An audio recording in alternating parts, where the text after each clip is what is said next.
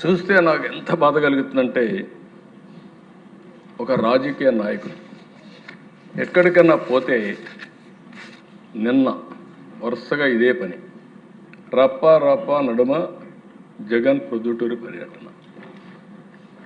పోయింది పెళ్లికి, తప్పలేదు.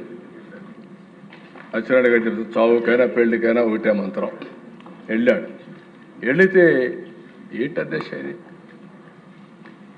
ఈయనకు సెక్యూరిటీ ఇవ్వలేదంటారు. సెక్యూరిటీ పోయిన ఏఎస్ఐ పరిస్థితి, ఆ రప్ప చిక్కొని ఈయన స్ట్రెచ్చర్ పైన తీసుకొచ్చారు.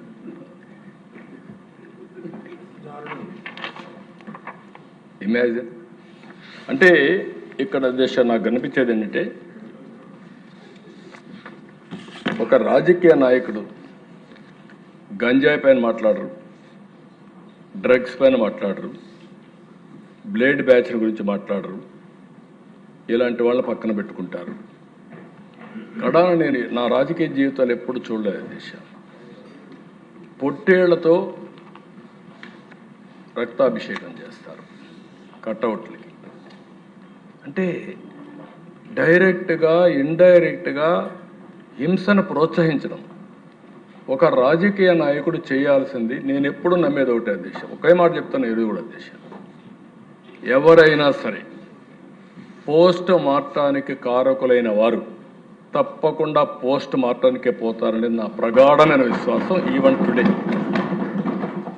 అయితే అధ్యక్ష, వీళ్ళు ఈరోజు మనం చూస్తూ ఉంటే విధ్వంస యాత్రలు, ఎక్కడో పంట ఉంటుంది రోడ్డు మీద వేసి తొక్కిస్తారు, రేట్లు రాలేదంటారు, టైర్ల కింద వీళ్ళ టైర్ల కిందనే మనుషులు దొక్కిచ్చేసి పక్కలాగేసి వెళ్ళిపోతారు, ఆ నింద ప్రభుత్వం పైన వేస్తారు.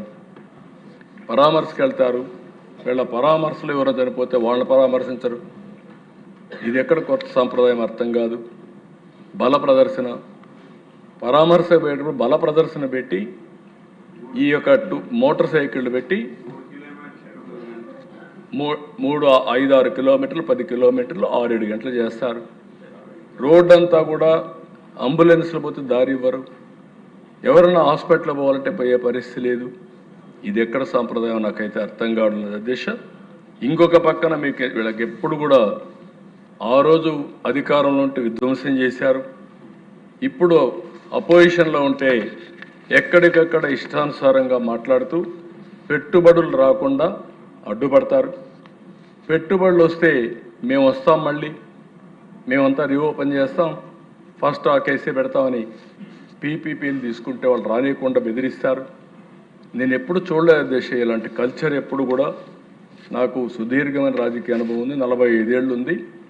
ఏ పార్టీ కూడా మారిగా బిహేవ్ చేయలేదు, ఆ విధంగా బిహేవ్ చేసే పరిస్థితికి వచ్చారు.